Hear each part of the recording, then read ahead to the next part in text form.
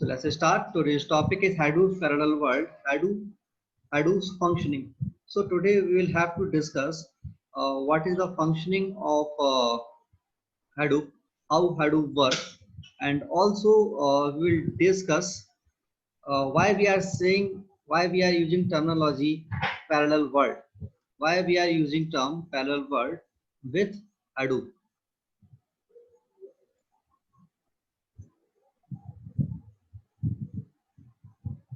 Okay. So we discussed that diagram in very detail. Then हमने ये discuss किया what are the disciplines of big data analytics. Then we discuss the background behind big data and Hadoop, and what is the requirement of Hadoop, why we require a tool like Hadoop. We discuss in this theory.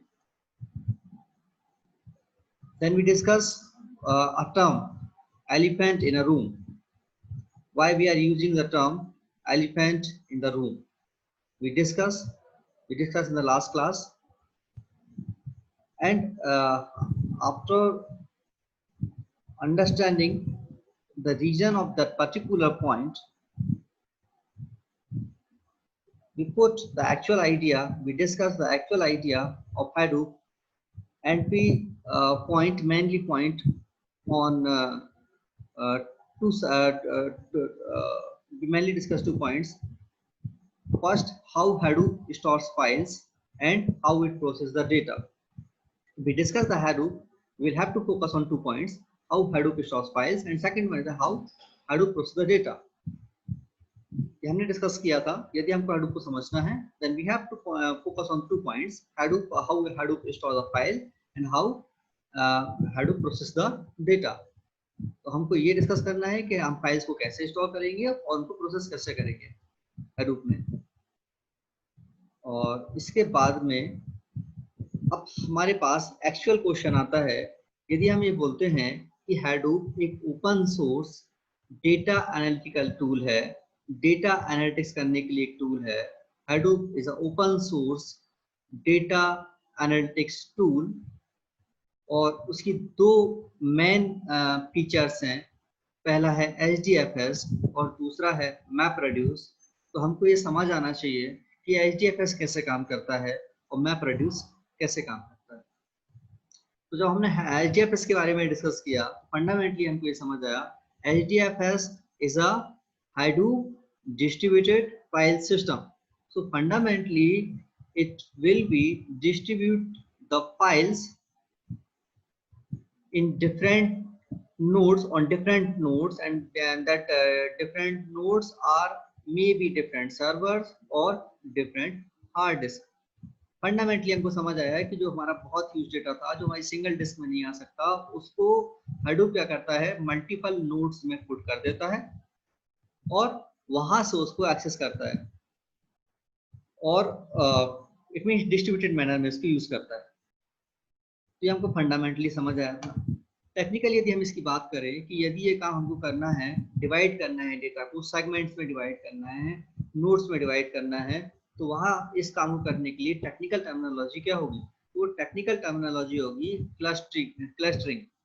It means we are here not adopting the clustering mechanism of data mining. Clustering का मतलब यहाँ पर ये है कि हम हमारे data को सेगमेंट्स में क्लासिफाई कर रहे हैं. हम हमारे डेटा को सेगमेंट्स में क्लासिफाई कर रहे हैं, उसको टुकड़ों में डिवाइड कर रहे हैं और उनको हम क्लस्टर्स बोल रहे हैं. तो डिफरेंट क्लस्टर्स में वो उसको डिवाइड कर देता है. तो पहला क्वेश्चन है व्हाट इज HDFS. ऑफिशियली हम HDFS को कैसे डिफाइन करेंगे? So what is HDFS?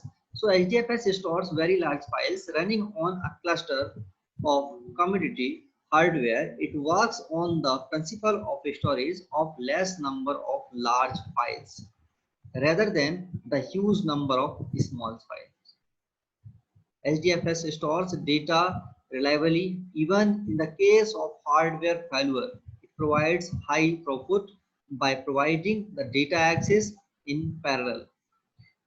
यहाँ पर बहुत सारी चीजें क्लियर हो जाती हैं कि हमने डेटा को डिवाइड किया और डिवाइड करने के फायदे क्या हैं। फायदे ये हैं कि एक तो हमारा स्पेस सेव हो गया, स्पेस हमारा बच गया तो हमें एफिशिएंसी मिलेगी। दूसरा डेटा हमारा डिवाइड हो गया सब पार्ट्स में, तो वहां पर डेटा सिक्योर हो जाएगा। if is there possibility to destroy some part of the data, then हमारे पास जो बाकी का डेटा है वो सेव बच जाएगा। यदि हमने डेटा को डिवाइड कर दिया डिफरेंट पार्ट्स में, जिससे कोई पार्ट डिस्ट्रॉय हो भी गया तो हमारे पास बाकी का डेटा सेव बच जाएगा, हम हमारे डेटा को रिकवर कर सकते हैं। Now, to actually understand the mechanism of HDFS, you will have to understand the diagram which properly elaborate the functioning of HDFS. The diagram is known as HDFS architecture. Whenever you attempt Hadoop or HDFS, you will have to draw the diagram and explain it. Okay. So HDFS काम कैसे करता है, उसका functioning क्या है, पूरी diagram बताता है। यहाँ पर कुछ terms, name node, data node, and one more node is metadata,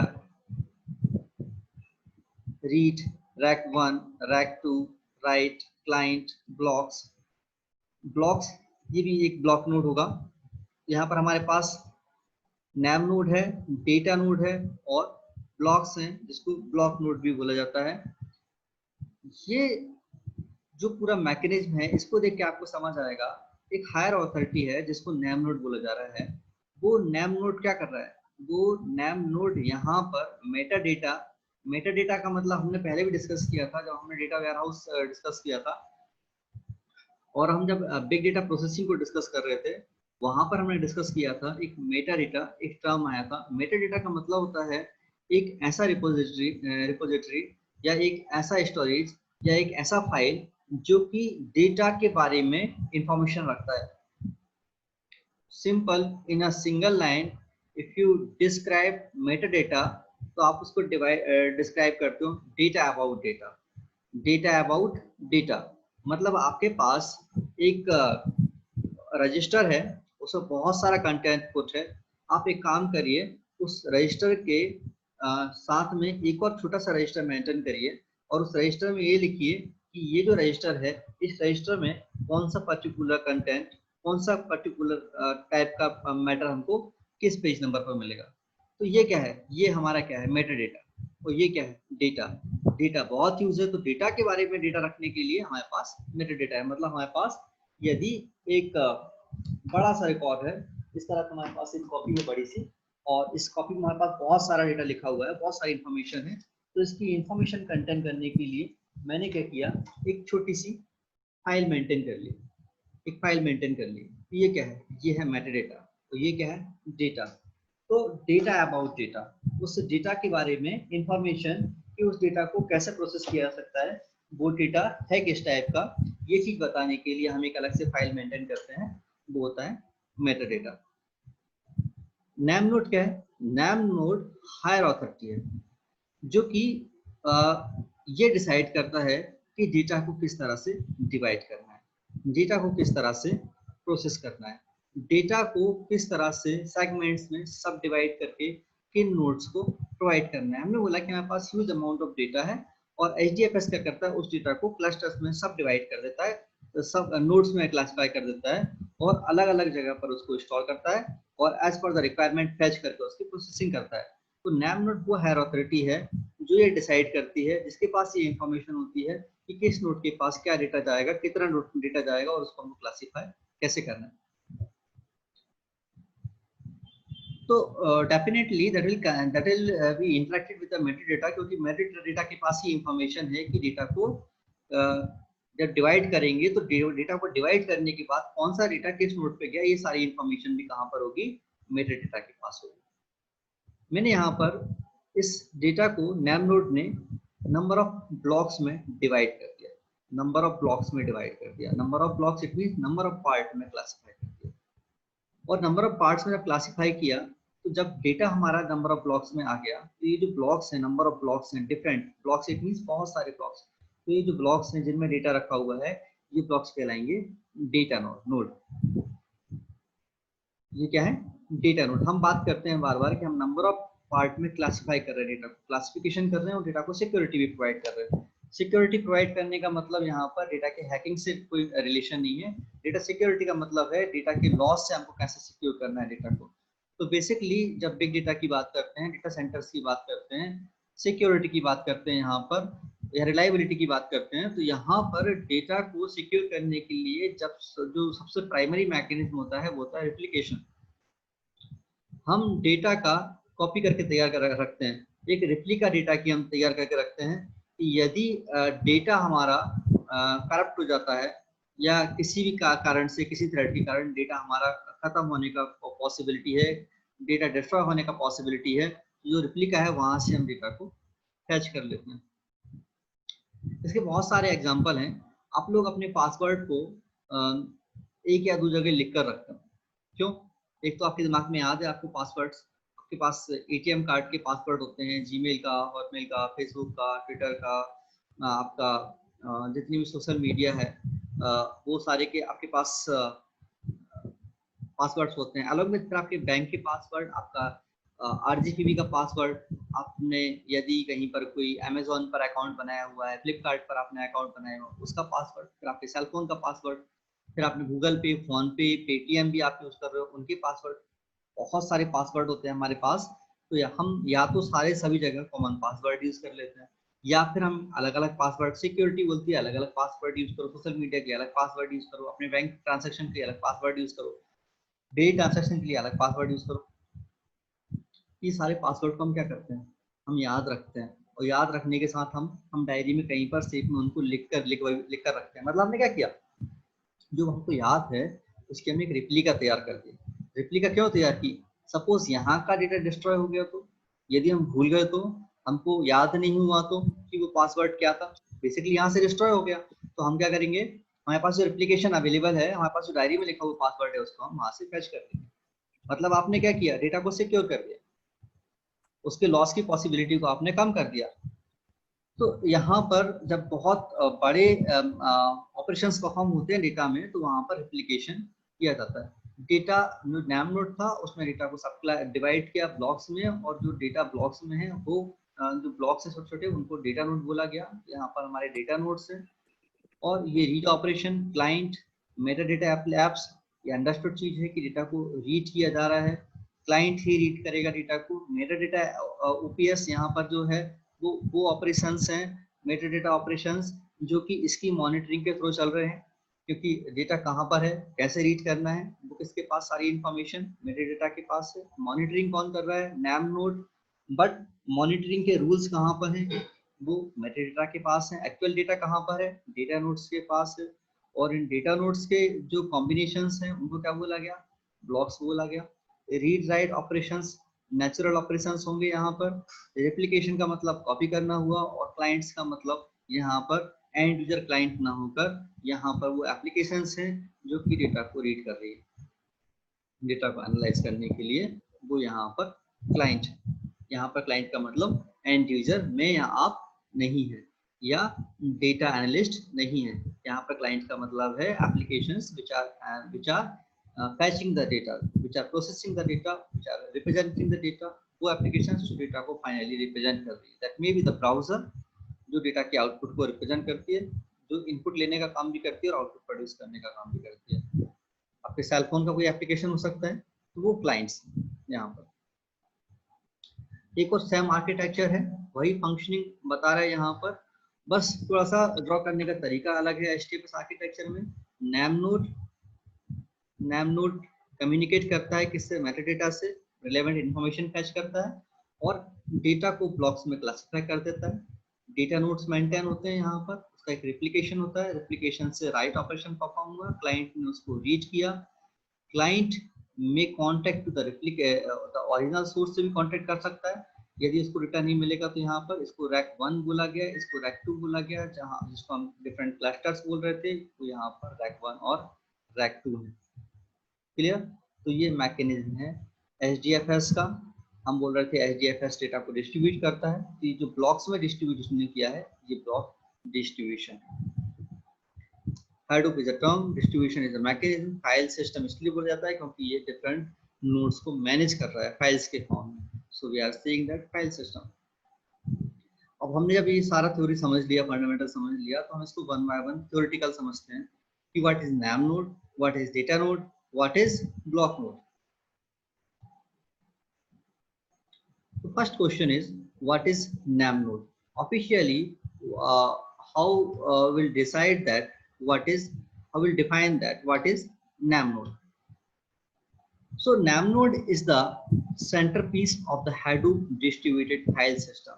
It maintains and manages the file system namespace and provides the right access permission to the client. As we discussed, the NAM node stores information about block locations, permissions, etc. on the local disk in the form of two files. Which kind of two files? First one is FS image and second one is edit log. So what is FS image? So FS image stands for file system images. File system images. Remember, FS image stand for file system image. It contains the complete namespace of the Hadoop file system since the NAM node creation. Okay, so it manages all the whole functioning till NAM node creation. Edit log, it contains all the recent changes performed to the file system namespace to the most recent FS image. So when it creates different nodes, so the creation during the creating process, FS image monitor whole process, and if we are making any change, then that process will monitored by the edit log. NAM node क्या है? NAM node वो higher authority है जो कि node create करने का काम कर रही है और ये मॉनिटर कर रही है कि नोड मुझे कैसे क्रिएट करना है और नोड्स में कहां पर क्या चेंजेस हो रहे हैं। ये दो स्टेप में काम करता है। इसके दो मेजर फाइल्स हैं, मेजर प्रोसेस हैं जिनके थ्रू ये काम करता है। पहला है FS इमेज और दूसरा है edit log. FS image monitor करता है कि नोड कैसे क्रिएट हुआ, नोड जब तक क्रिएट नहीं हो जाता तब तक ये इसकी मॉनिटरिंग करता रहता है, और एडिट लॉग वो फाइल सिस्टम है, वो मैकेनिज्म है जो कि आपका जो नोड क्रिएट हुआ उस नोड में यदि ड्यूरिंग क्रिएशन कोई चेंजेस होते हैं या अपडेशंस होते हैं तो वो क्या हुए, वो सारे प्रोसीजर का जो लॉग है, लॉग इट मींस मॉनिटरिंग करने का, हर एक स्टेप का कहां पर क्या हो रहा है वो सारी मॉनिटरिंग करना, वो सारी चीजों को कंटेन करना, वो सारी इंफॉर्मेशन को कंटेन करना एडिट लॉग कहलाएगा। तो जैसे कि मैं आपका एग्जांपल लूं तो आपके एग्जांपल में मुझे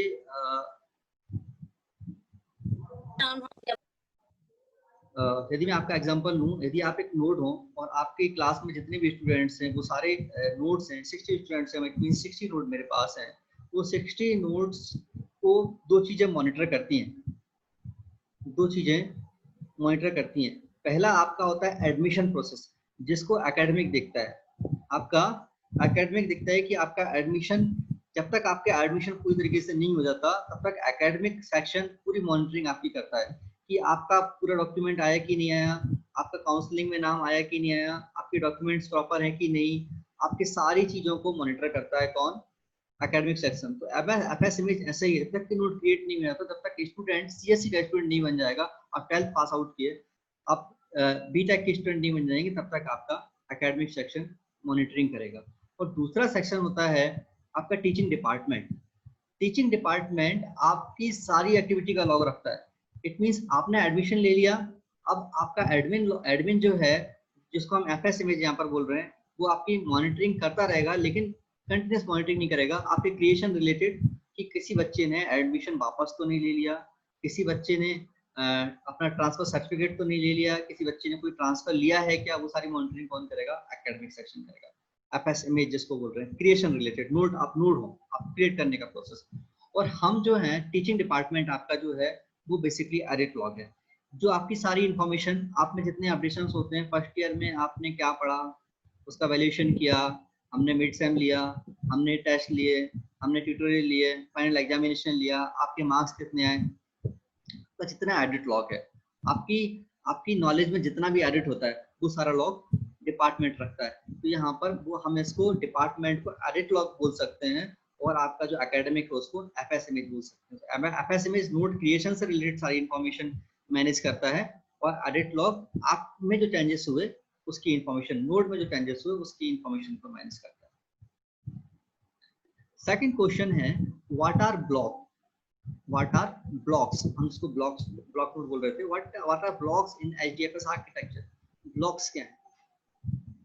एक था हमारा डेटा नोड, एक था ब्लॉक्स, और तीसरा था हमारे पास क्या, नैम। देखिए name node, blocks and data node. तो हमने यहाँ पर नैम नोड डिस्कस किया, नैम नोड के बाद हमारे पास ब्लॉक्स आता है। What is blocks? So internally, HDFS split the file into block size chunks called a block. So we also say chunks to the blocks. Block को यहाँ पर आप chunk भी बोल सकते हो। The size of the block is 128 MB by default. One can configure the block size as per the requirement. For example, if there is a file of size 612 MB, then HDFS will create 4 blocks of size 128 MB and 1 block of size 100 MB. The file of a smaller size does not occupy the full block size space in the disk.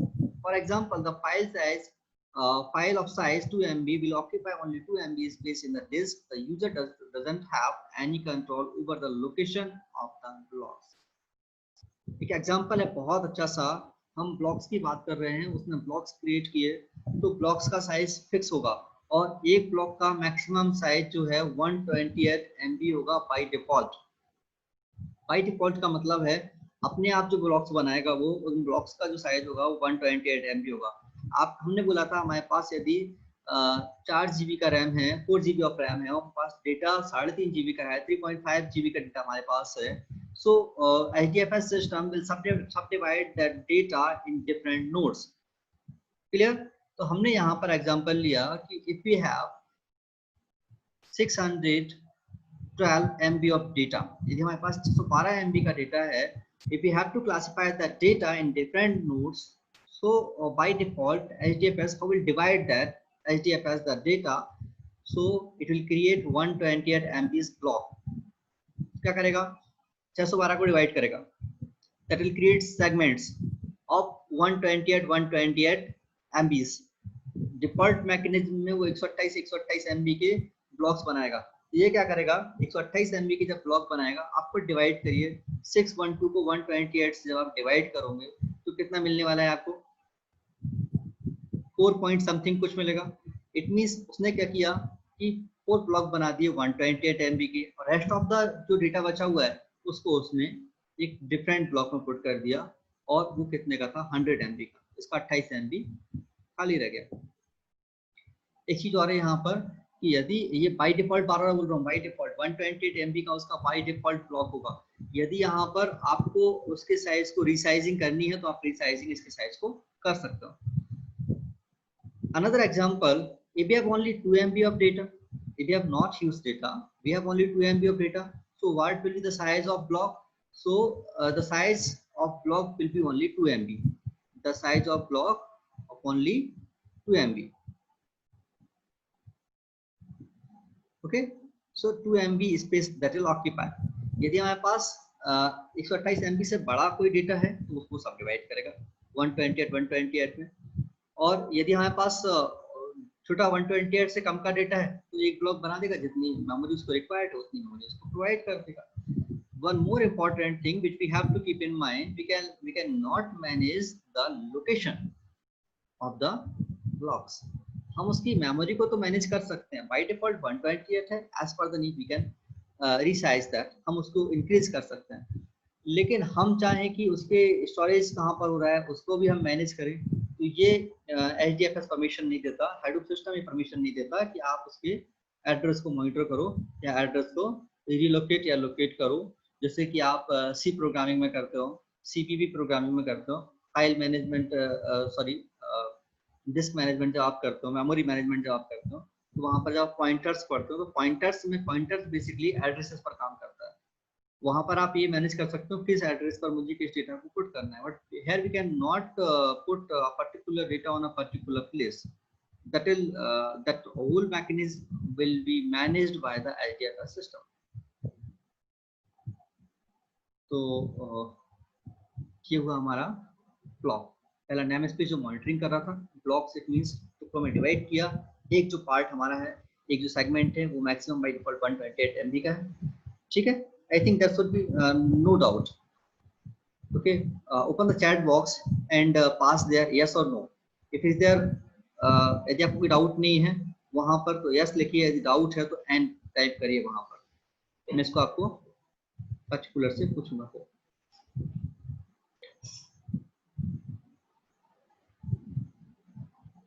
Okay, thereafter we'll have to discuss what is data node. Okay, very good, very good, very good. So what is data node? That's the most important point. What is data node? Data node, we discuss data. What is data node? We are putting actual data on data node. So data nodes are the slabs nodes in Hadoop HDFS. Data nodes are inexpensive commodity hardware. They store blocks of files. Functions of data node. Functions क्या है data node के? Data node का definition क्या बोलता है? Data node are the slab nodes in the Hadoop HDFS. Data nodes are inexpensive commodity hardware. They store blocks of files. Directly we can say that data nodes are the final entity which keep the actual data in the form of files. Data node वो actual entity है जो कि हमारे data को actually contain कर रखती है, that's it. Okay, expensive community hardware इसलिए वो इसको बोल रहे हैं कि basically that is a part of a primary memory, occupied part है और वो हार्डवेयर है। वहां पर स्पेशल मैकेनिज्म के थ्रू उस डेटा पर ही हमको सारा एनालिसिस अप्लाई करना है ना, तो उसको वो सेपरेट स्टोरेज में स्टोर कर लेता है अलग तरीके से। फंक्शंस क्या है? What are the functions of data node? Data node is responsible for serving the client read-write request. Exactly, that contain the actual data. So it will it will be the responsible for data read and write operation. Based on the instruction from the NAM node, data node performs block creation, replication, and deletion. NAM node is a monitoring point, and NAM node will monitor which kind of data will be updated on which time. So without permission of NAM node, data node cannot delete or update the data. So here we are saying that as per the instructions of the NAM node, data node will perform the creation, replication, and deletion. So जैसा instruction name node देगा वैसा data node अपने data को delete, update या उसका replication तैयार करेगा। Data node send a heart beat to name node to report the health of HDFS. So technically that use the term send a heartbeat. Heartbeat, it means that will send the acknowledgement to the NAM node. Each and every data node will send an acknowledgement continuously to the NAM node to tell that data is proper. If is there any issue in the data, then that will send that information to the NAM node. Data node अपने side से message passing करता रहता है NAM node को कि data updated है, proper है, कोई इशू नहीं है। यदि यहाँ से नेगेटिव या पॉजिटिव एक्नॉलेजमेंट भेजता रहता है, और इसको यहाँ पर इन्होंने बोला heart beat. Okay, data nodes send a heartbeat to the NAM node. So message passing mechanism is known as the heartbeat here. Data nodes also sends block report to the NAM node to report the list of blocks it contains. So continuously NAM node create the blocks and the data nodes and data node will continuously send the report to the NAM node, report related to the data nodes कि data nodes कितने हैं, क्या data है, किस तरह से manage हो रहा है, कोई इशू तो नहीं है, वो सारी की सारी information continuously in the form of reports में है, डेटा कंटिन्यूअसली भेजता रहता है वो किसको, नैम नोड को। तो नैम नोड ऊपर पूरी मॉनिटरिंग कर रहा है।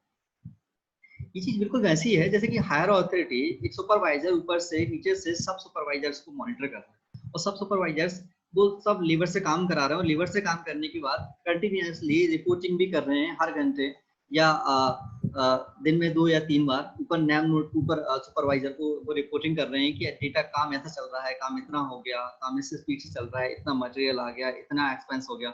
वो सारा का सारा जो सुपरवाइजर्स नीचे सुपरवाइजर्स हैं वो इंजीनियर्स को ऊपर जो मैन सुपरवाइजर जो इंजीनियर है उसको मॉनिटरिंग काम करके बता रहे हैं कि हमने, और रिपोर्ट सबमिट कर रहे हैं पर डे कि हमने इतना काम करा लिया, इतना एक्सपेंस हुआ, इतने लोगों को इतना, इतना लेबर को इतना हमने पे किया। ये काम बिल्कुल वैसा ही है। If you relate the whole thing with your real world, you will never forget any concept of computer science. यदि आपको कंप्यूटर साइंस के कॉन्सेप्ट्स को समझना है तो रियल वर्ल्ड से आप रिलेट कर दो उसको, और वही होता है रियल, जो रियल वर्ल्ड में हो रहा है वही कंप्यूटर साइंस, वही एल्गोरिथम्स कर रहे हैं, ठीक है, बट स्मार्ट वे में। सो अब next term is map reduce. Map reduce को हम बार बार बोलते हैं। Map reduce is a mechanism which, दो टर्म है यहाँ पर, एक है मैप और दूसरा है reduce. Map it means mapping कर दो पूरा, हम पूरा एक नक्शा तैयार कर लें, और नक्शा तैयार करने के बाद में हम ये सोचें कि अब इसको हम किस तरह से ऑप्टिमाइज करें। समझ आया? मैप रेड्यूस इसलिए ये बोला जाता है इसको कि पूरा मैपिंग कर लो, पूरा मैप बना लो, और उसके बाद आप ये डिसाइड करो कि हम इसमें कहाँ कहाँ पर इसको सुधार करके इसको हम ऑप्टिमाइज कर सकते हैं। क्लियर? सो और मैप रेड्यूस का जो मेजर फंक्शनिंग है वो क्या है? parallel working. So we will discuss that example in detail in tomorrow's class, where we will see that how MapReduce work actually. If you are saying that whole working is parallel, then if to understand that thing, we'll have to adopt an example, और वो example ये example है जिसको हम follow करेंगे। कल हम जो है MapReduce को डिस्कस करेंगे, और फिर मैप रेड्यूस को डिस्कस करने के बाद में मैप रेड्यूस की हम डेफिनेशन को डिस्कस करेंगे, और उसके बाद में हम एक समरी को डिस्कस करेंगे जिसमें हम ये देखेंगे कि ओवरऑल जो हैडूप है उसका काम करने का तरीका एक्चुअली क्या है, ये हम समरी देखेंगे, और हमारे ये टॉपिक जो है हम लोग उसको कल कंप्लीट कर देंगे। Now put your questions please.